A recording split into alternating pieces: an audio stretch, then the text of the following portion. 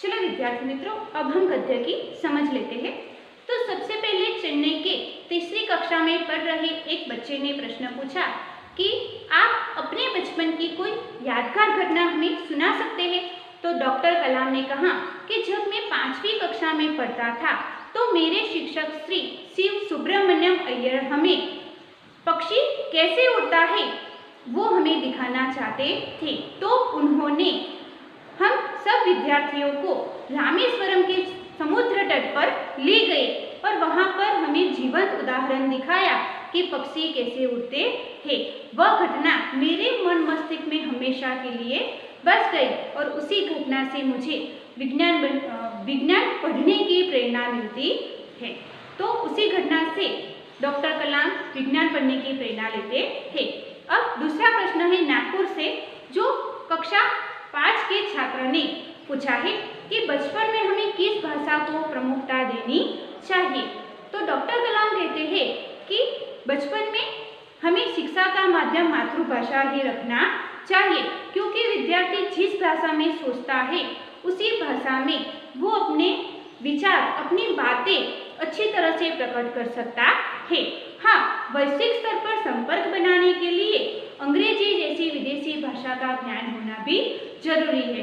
तो विद्यार्थी मित्रों, अगर हमें बचपन से ही हम अपनी मातृभाषा में सोचेंगे तो हमें अपनी बात अच्छी तरह प्रकट भी कर सकेंगे और अच्छी तरह सोच भी सकेंगे। मगर वैश्विक स्तर यानी कि बाहर जाने के लिए या बाहर का कोई संपर्क बनाने के लिए वैश्विक स्तर पर हमें संपर्क बनाना है तो अंग्रेजी जैसी भाषा का भी ज्ञान होना उतना ही जरूरी है।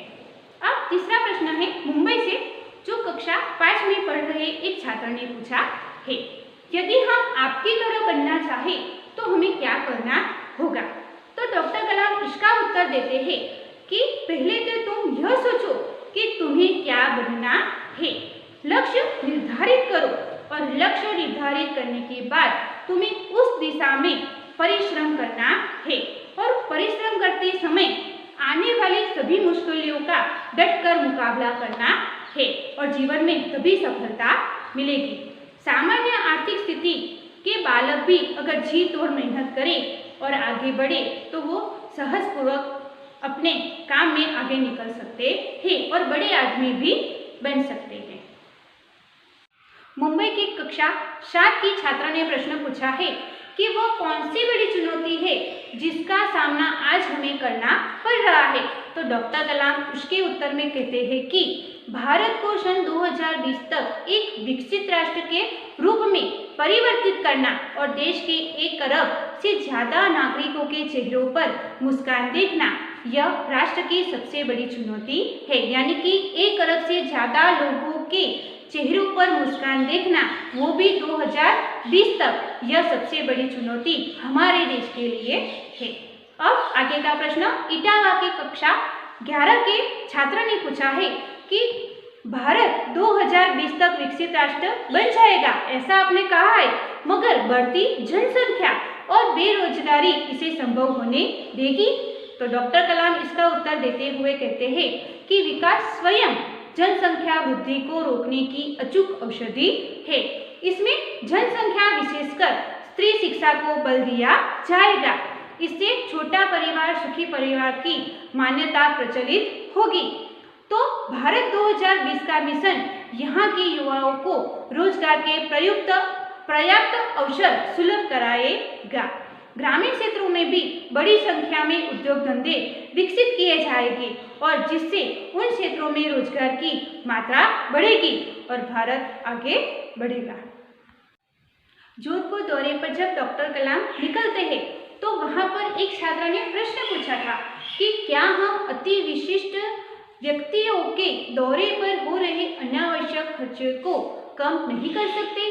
तो डॉक्टर कलाम ने उत्तर दिया था, हमारे नेताओं को कठिन परिश्रम और अपने उत्कृष्ट और पारदर्शी कार्यों से लोगों का विश्वास प्राप्त करना चाहिए। उन्हें गरीबी रेखा के नीचे जी रहे लोगों की उन्नति के लिए भी कार्य करना चाहिए। अब आगे का प्रश्न चेन्नई के तृतीय वर्ष यानी कि कॉलेज की छात्रा ने प्रश्न पूछा है कि रक्षा की दृष्टि से विजन 2020 का लक्ष्य पाने के लिए महिलाओं की क्या भूमिका हो सकती है। तो उसके उत्तर में डॉक्टर कलाम ने कहा है कि सशस्त्र सेनाओं में नियुक्ति के लिए पुरुषों और महिलाओं के आधार पर कोई भेदभाव नहीं किया जाता। तीनों सेनाओं में पर्याप्त महिला अधिकारी नियुक्त है। राष्ट्रीय रक्षा क्षमताओं में वृद्धि के लिए महिलाएं उच्च स्तरीय सामरिक सेना बहुगुणक उपकरणों पर कार्य करके भी अपना सहयोग दे सकती है।